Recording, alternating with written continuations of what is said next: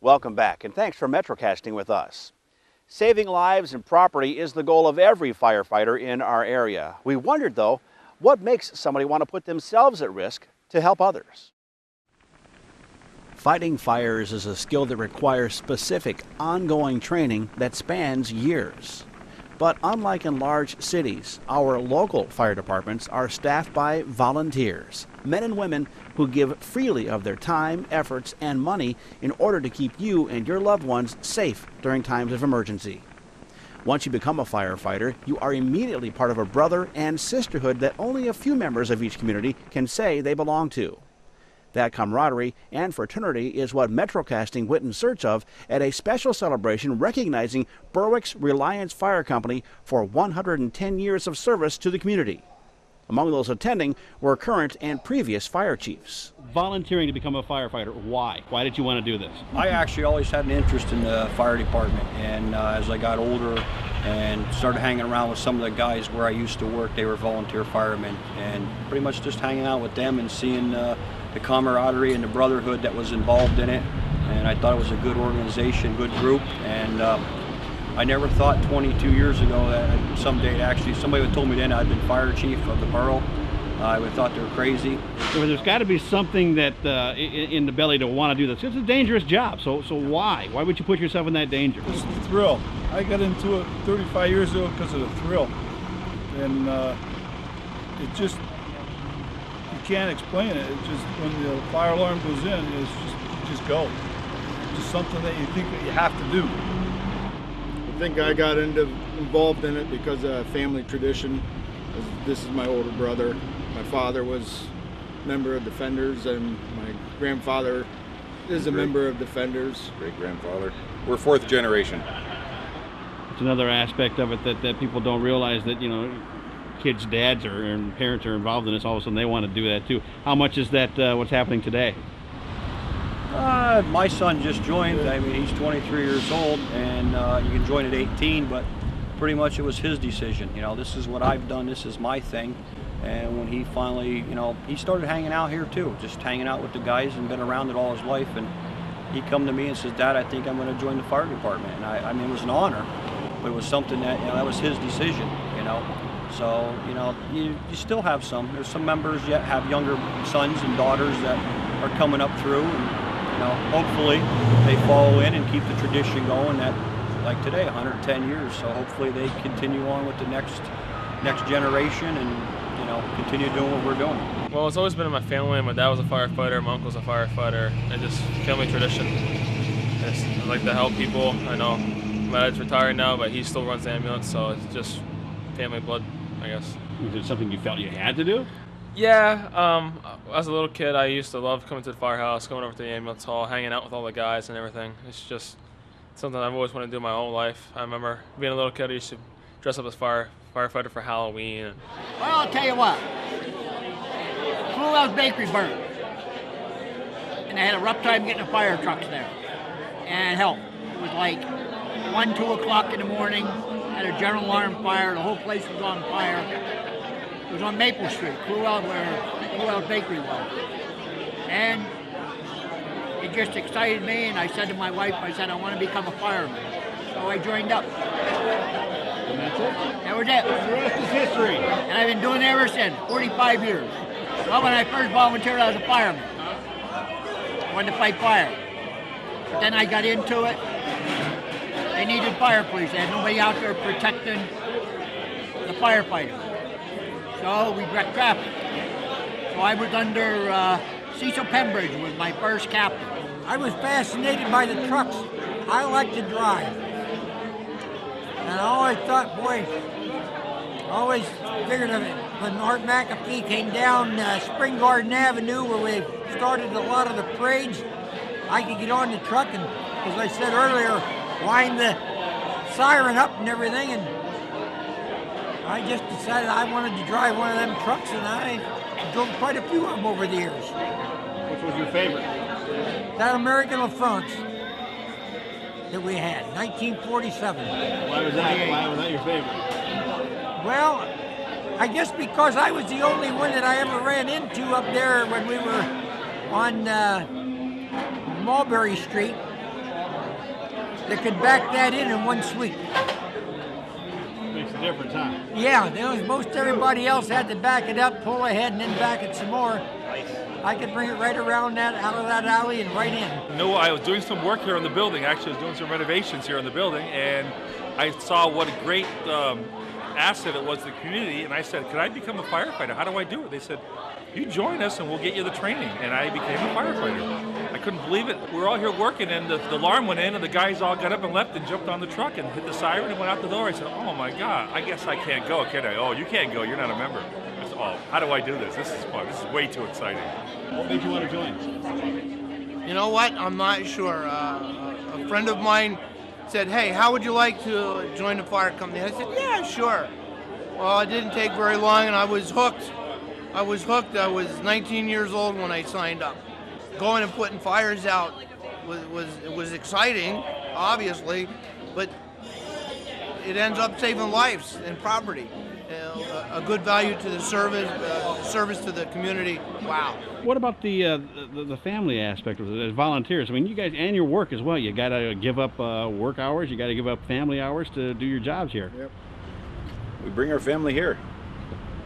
You know, our wives are all involved in all our functions and all our parties, whether we're celebrating or mourning. Yeah. We're a tight-knit bunch. You guys got more. They got more years than I do, but in my 15 years with my wife Bridget, I mean, it's something that I was involved in when I met her, and she kind of fell right on her previous having working in Nanticoke Fire Department, so she knew, and you know, everybody in the family just kind of know that's Christmas morning. You know, it could be Christmas morning, and you know, yeah, it's tough. And your family, I know it upsets them, especially if it's Christmas morning or another major holiday, sitting down eating your family, and you're called out to do the job. But you always got to remember, you know, you're going out to help somebody else that has a problem on the holidays. It's family, and you know, we mourn together, we cry together, we laugh together. Maybe because of the job that we do. You know, you don't know. There's no such thing between volunteer and a career position in a fire. The fire doesn't determine and say, hey, I'm not going to hurt you, or I'm going to let you go home because you're volunteering your time versus getting a paycheck, you know, and we all know that. Every call we roll out. Today's a day of celebration, 110 years. Tonight we have a major fire. You know, you don't want it, but you never know. It's not like a normal job that people go to and you know, you're guaranteed to come home at supper hour or for breakfast, you know? It's hard. You can't raise a family, holding a job down, and doing the firework was really tough. So you figure, what the hell, we fought fire all night, huh? Didn't have to go to work in the morning. And we didn't have the equipment that we got today. Were there more fires back when you were 16 than there are today? Yeah. What was the main reason, do you think? There was a lot more fires. We had more alarms. And see, Reliance went both ends. This company here. We were the most always was the most active fire company. You know, you had the East End fire companies that fought fire in the East End. The West End would fight fire in the West End. We went to everything. We were on the go all the time. When I started, the first piece of fire apparatus that I drove was a 1948 American LaFrance quad. It had a complement of ground letters and a pump. That's what it had. And after this new group of ambitious young men signed up and realized what they were doing, we converted it into a fighting machine. We put crosslays on it, and we used those to attack fires. That was never done before. A lot of the fires were fought from outside. You know, that's not where you put fires out. You got to go in the building, and that's where we knew we had to go. So we actually had to fight to get training back then. Now it's actually a burden because there's hundreds of hours of training required. Oh yeah, you have to do a lot of school. Really? Why? You wouldn't think so. All you're doing is directing traffic, right? You have to do at least. They'd like you to take at least 9 courses. And what about what? You do basic fire police, advanced fire police, R&I. We just completed for highway safety and controlling traffic on the interstate. Now, being chiefs, what is the toughest part of that job? Politics. Toughest part of being a chief is the politics. If you can handle the politics, being a chief is easy. All right, politics in what way? What are you talking about? Internal politics in the fire department, plus also just regular with the municipality. You know, the political end, the borough and all the other fire companies. I mean, you have to be politically correct no matter what you do. You're always out volunteering your time, going to training, and all you do is get criticized no matter what you do, good, bad, indifferent. You know, there's no gratitude for the job other than the gratitude of the brotherhood, and that's what keeps us going. And the people that your houses you're saving and lives you're saving, they're not gratitude? Yeah, that's why we do it. You know, I chose the rescue field to sort of specialize in, and every time you're out there, you affect somebody's life. I think as being the borough-wide chief, I think the hardest thing for me being a chief, I mean, yeah, like Mike said, the politics and everything, yeah, you kind of goes with the job. But I think one of the hardest things for me, and I miss the most, is when you're a firefighter or even a line officer within your company. I think one of the biggest things I miss is the actual riding on what we call the rig, the fire truck, and just the joking and carrying on. I think you guys will find the same thing. You know, after the fire's done and over with, you know, they come back to the hall, they clean the equipment up, they do what they have to do to get ready for the next call, or maybe they might just be going to the diner for coffee. As a chief, I mean, even though the fire's out, your job's just beginning also. You got to figure out how the fire started, interviewing witnesses, and sometimes it can be 2 days, and you don't have that.